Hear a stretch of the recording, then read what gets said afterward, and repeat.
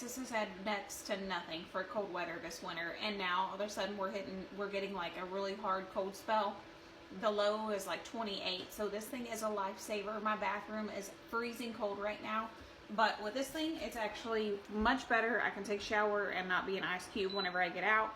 It has different modes. It has a fan, eco, high, low. You can also do the spin, but it has a safety feature, so I love this part. If it tilts, it automatically turns off. Links below, y'all click on it, and they have an excellent price on them right now also.